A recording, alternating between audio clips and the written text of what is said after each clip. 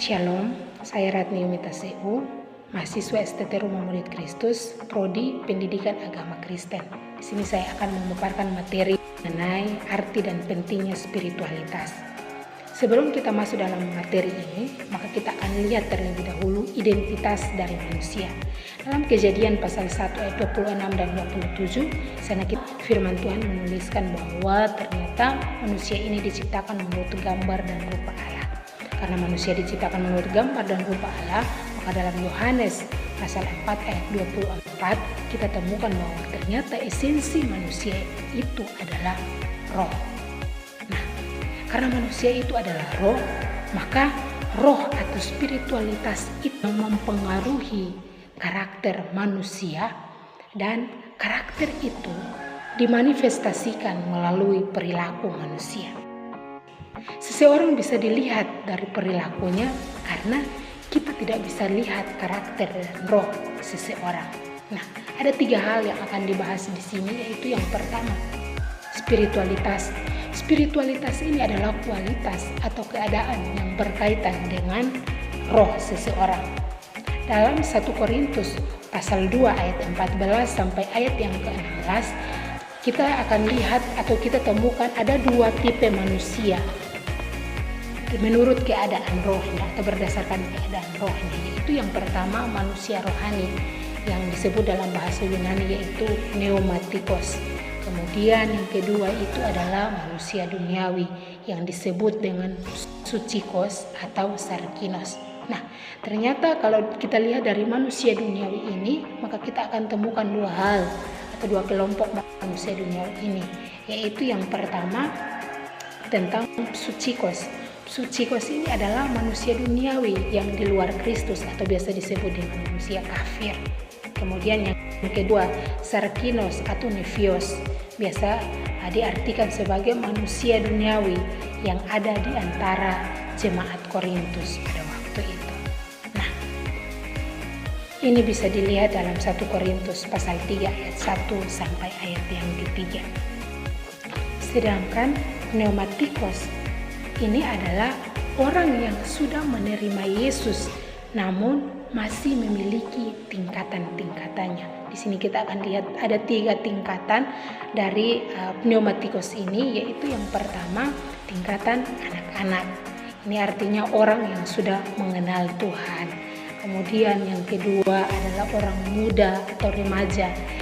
Ini artinya orang yang sudah mengerti firman atau orang yang memiliki kekuatan rohani untuk kejahatan. Kemudian yang ketiga tingkatan dewasa. Nah, dewasa ini adalah orang yang memiliki karakter yang setia, yang mampu bertahan di dalam Tuhan. Nah, sehingga kita lihat dari 3 tingkatan ini, maka kita akan simpulkan bahwa spiritualitas inilah yang menentukan karakter seseorang. Nah, kita akan masuk pada bagian yang kedua, yaitu karakter.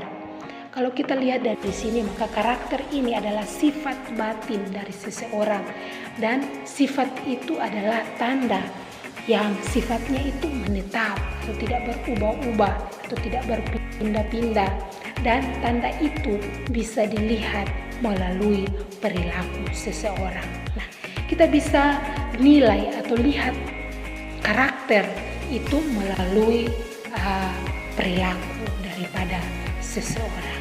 Nah, ternyata karakter ini sangat penting dalam kehidupan manusia. Kemudian yang ketiga adalah perilaku. Perilaku ini diartikan bahwa ini adalah tanggapan atau reaksi seseorang terhadap rangsangan-rangsangan yang melalui koneksi atau melalui relasi atau hubungan. Nah, perilaku itu adalah bagaimana cara orang bereaksi terhadap sesuatu yang sedang dihadapi. Sehingga kalau bisa dilihat bahwa reaksi yang berulang-ulang kali atau yang selalu dan menetap itu, yang tandanya itu menetap dan bisa disebut dengan sifat atau karakter dari seseorang. Nah, rangsangan-rangsangan ini terjadi karena adanya koneksi atau relasi dengan sesuatu atau pribadi tertentu.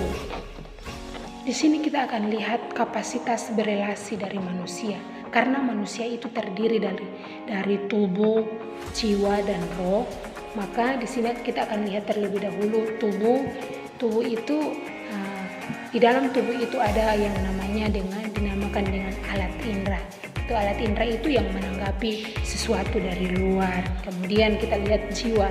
Jiwa itu di dalamnya ada pikiran, perasaan, dan kehendak. Kemudian roh manusia itu berkaitan dengan hati nurani dan intuisi. Nah, kita bisa olah semua hal yang sudah kita terima dari tubuh dan jiwa kita, dan inilah yang akan membuat kita mengetahui perilaku dari seseorang. Adapun 4 jenis relasi atau hubungan manusia, yaitu yang pertama kita lihat bahwa manusia ini punya relasi dengan supranatural atau punya hubungan dengan Tuhan. Kemudian yang kedua ini berelasi dengan alam. Manusia ini kenapa dia berelasi dengan alam? Karena dalam alam dia bisa berelasi dengan binatang, tumbuhan, hewan, dan lingkungan. Kemudian yang ketiga adalah berelasi dengan orang lain atau hubungan dengan orang lain, misalkan dalam keluarga, masyarakat, ataupun orang asing sekalipun. Kemudian yang keempat punya kemampuan untuk berelasi dengan diri sendiri. Nah, karena dalam diri ini ada yang dinamakan dengan kebutuhan dan gift atau anugerah atau talenta, dan juga ada pun masalah dalam diri, sehingga manusia harus punya relasi dengan sendiri. Nah, ini yang dapat saya sampaikan melalui materi ini, bahwa melalui tubuh, roh, dan jiwa maka manusia membangun relasi manusia itu sendiri. Kesimpulannya adalah perilaku seseorang adalah manifestasi dari karakternya, dan karakter manusia itu dibentuk oleh spiritualitasnya.